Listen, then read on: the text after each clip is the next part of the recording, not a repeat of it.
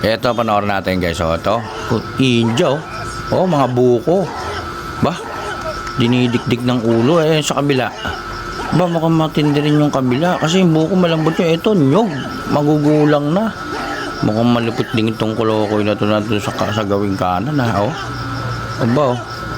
Mukhang matindi rin. O. Sana nabibiyak talaga yung mga buko. Pero ito, mas matindi nga ba nga. Nagkabang-abang itong kulokoy na ito. Ito, nyog eh. Ayan, magugulang na, matigas yan.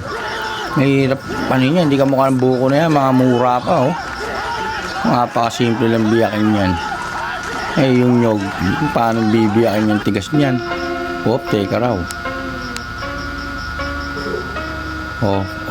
Hinuwakan. Ano yun? Malupit, kud-kud na. Matindi.